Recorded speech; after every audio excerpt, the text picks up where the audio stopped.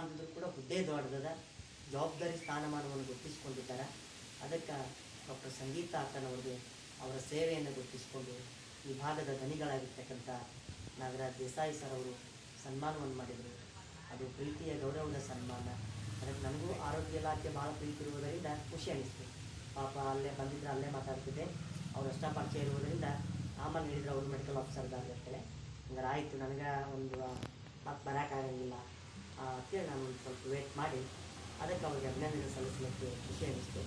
ಒಟ್ಟಾರೆಯಾಗಿ ಬದುಕಿನಲ್ಲಿ ಕಾಲ ಕಾಯ ಕಾಯಕ ಕಾಸು ಹಾಳು ಮಾಡ್ಕೊಳ್ಬಾರ್ದು ಅಂತ ಹೇಳ್ತಾರೆ. ಇವತ್ತು ಡಾಕ್ಟರ್ ಸಂಗೀತಾ ಅಕ್ಕನವರು ಶರೀರವನ್ನು ಕಾಯ್ಕೊಂಡಾರ, ಕಾಯಕದ ಮೇಲೆ ಪ್ರೀತಿದಾರ, ಸಮಯವನ್ನು ಬೇಕಾಗಿ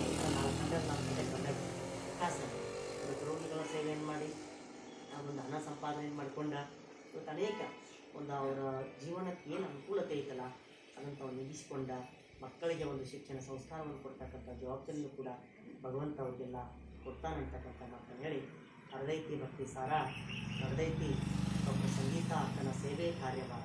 ಒಂದು ರೋಗಿಗಳ ಸೇವೆ, ಒಂದು ಶಿವನಿಗೆ ಬಿಲ್ಲು ಬೇಕು, ಮಗನಿಗೆ ಹಲ್ಲು ಬೇಕು, ಸಿದ್ದೇಶ್ವರಪ್ಪಗಳಿಗೆ ಪ್ರವಚನ ಬೇಕು.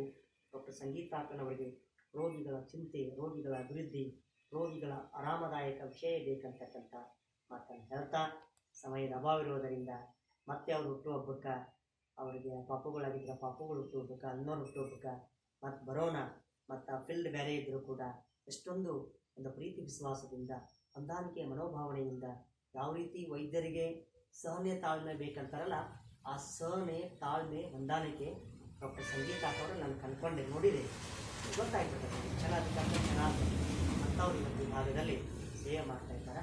ಅವ್ರು ಯಾವುದಕ್ಕೂ ಎದೆಗುಂದದೆ ಅಂಜದೆ ಅಕ್ಕಮದೇವಿ ಥರ ಅವರು ಧೈರ್ಯದಿಂದಿರಬೇಕು.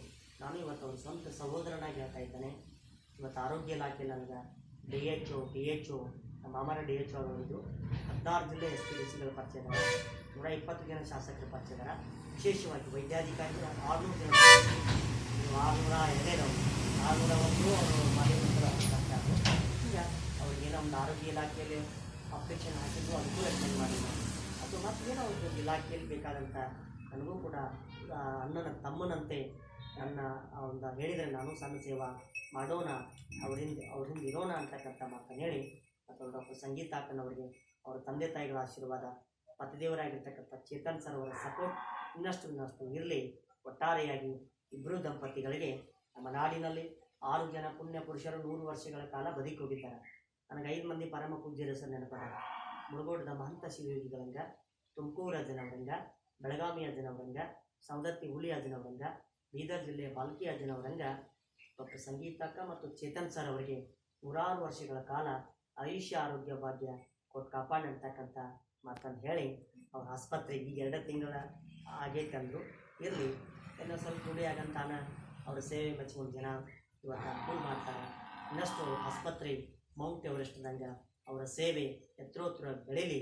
ಏನೇ ಬೇಕಾದರೂ ಕೂಡ ನಮಗೂ ಕೂಡ ಹೇಳಿ ನಾವು ಸೇವಾ ಮಾಡೋದಂತಕ್ಕಂಥ ಮಾತನ್ನು ಹೇಳಿ ನನ್ನ 2 ಮಾತುಗಳಿಗೆ ವಿರಾಮ ಹೇಳಿ ಇಬ್ಬರು ದಂಪತಿಗಳಿಗೆ ವಂದಿಸಿ ಶರಣು ಶರಣಾರ್ಥಿ. Thank you sir. ಮಾಡಿ.